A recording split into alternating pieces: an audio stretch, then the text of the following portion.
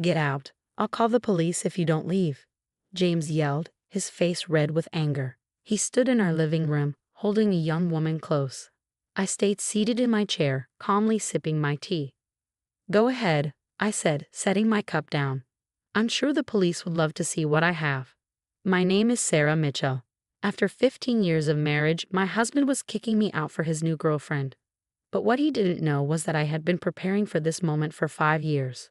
You heard him, the young woman Lisa added. She clutched a fancy purse but smelled of cheap perfume. This is his house. You have no right to be here.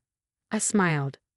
James always liked women who were easy to control, just like he once controlled me.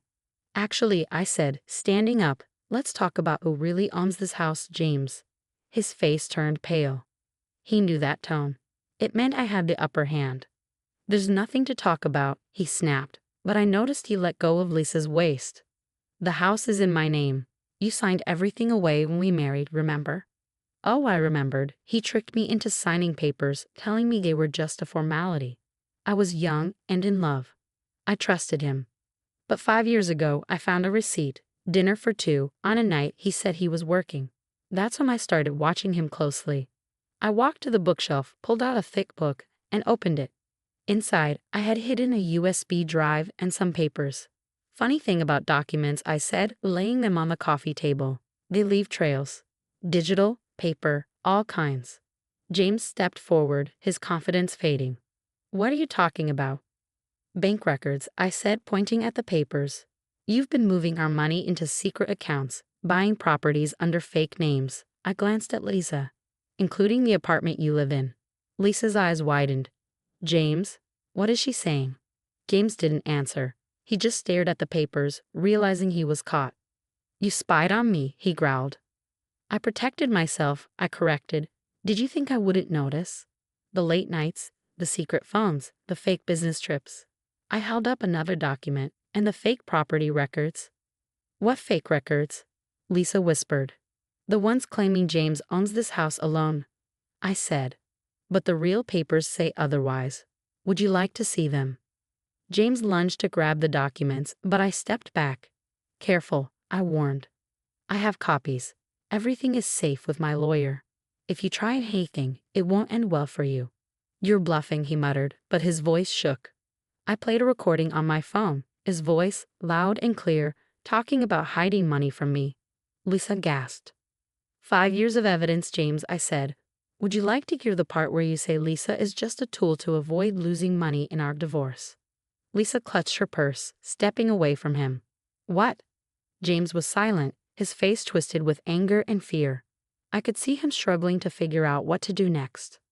So, I said, gathering my papers, should we settle this now, or would you prefer to do it with the police present?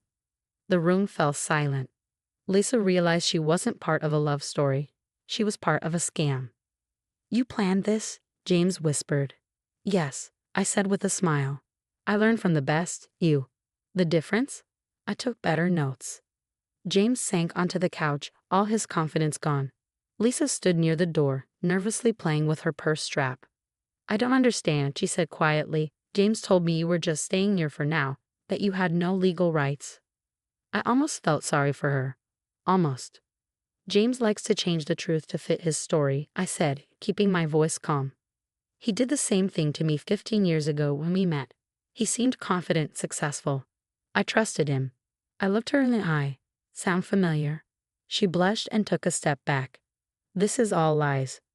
James shouted suddenly, but his voice wasn't strong. You made all of this up because you're jealous. No one will believe you. I picked up my phone and scrolled through my files. Do you want to hear the recording of your call with your lawyer last month?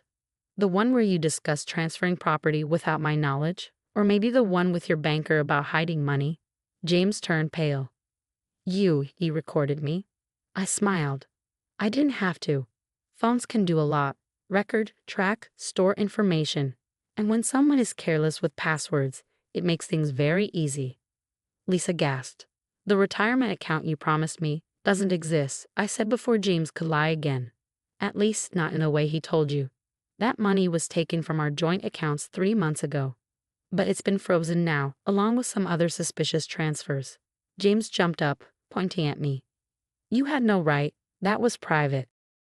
I had every right, I said. Joint accounts, joint assets, joint property. The law is clear on that. I held up another paper. Your lawyer even explained it to you in this recorded conversation. You should have listened. Lisa had heard enough. She grabbed her coat from the chair where she had confidently tossed it earlier. I can't, I need to go, she mumbled. Lisa, wait, James called, but she was already walking to the door. Don't contact me again, she said firmly.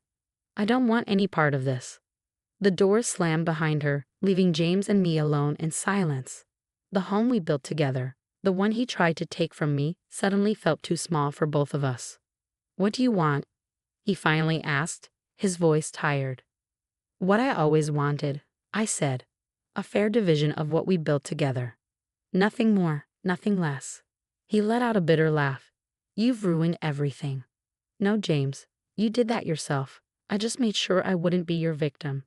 I walked to the kitchen and came back with a folder I had prepared months ago. Inside were divorce papers, property division agreements, and a full record of our shared assets. Your lawyer already has copies of everything, I said, placing the folder on a coffee table. You have two choices. We can settle this fairly, or we can let the courts decide after they review all the evidence I've collected. Your choice. James picked up the folder, his hands shaking. How long have you been planning this? Long enough to know every excuse you'll make, every trick you'll try, I said. I learned from watching you. Every scheme, every lie. I took notes. He flipped through the papers, his jaw clenching as he realized how trapped he was. You've been playing me this whole time, he muttered. No, I've been protecting myself, I corrected him.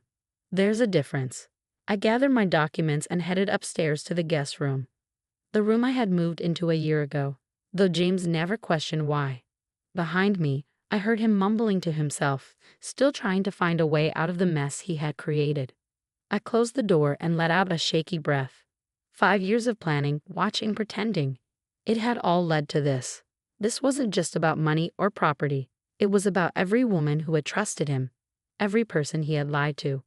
My phone buzzed with a message from Lisa. I'm sorry, I didn't know. I didn't reply. She wasn't the first woman he fooled, and if I hadn't been prepared, she wouldn't have been the last. But tomorrow would start a new chapter, one where James finally faced the consequences of his choices, and I took back what was mine. The next evening came quickly. I sat in my lawyer's office, watching James shift uncomfortably in his chair. His lawyer looked defeated, knowing they had no way to fight the overwhelming evidence I had gathered. All accounts will be split equally, my lawyer, Amanda, said firmly. The house will be sold and the money divided.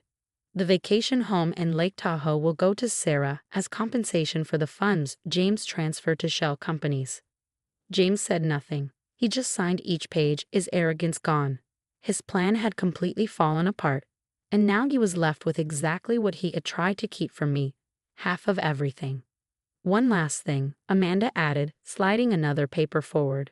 The apartment where Lisa Anderson is living will also be sold. The money will go back to the marital assets. James's head snapped up. You can't. We can, Amanda interrupted. The apartment was bought with shared money. It's all documented. Unless you want to argue this in court. His hand trembled as he signed. As we left the office, James grabbed my arm. How did you do it? He asked in a low voice. I never even suspected. I gently pulled away. You taught me well, James. You just never thought I'd use those lessons against you. 3 months later, I stood in my new mountain home, bought with my share of the assets. Sunlight streamed through the tall windows, lighting up boxes I still needed to unpack. My phone buzzed with a message from Lisa. The apartment's sold. I found my own place. Thank you for the wake-up call. I smiled. James had planned to use her, but instead, she found the strength to start over. Another text popped up, this one from James's sister, Emma. You did what I've wanted to do for years. He's finally facing the consequences. Mom and Dad are embarrassed by everything he did. Maybe he'll learn. I doubted it, but that wasn't my problem anymore. My only focus now was on the future I had built for myself. The doorbell rang. Amanda, with the final property transfer documents. It's all done, she said, handing them to me. James didn't fight any of it. He knew he had no choice.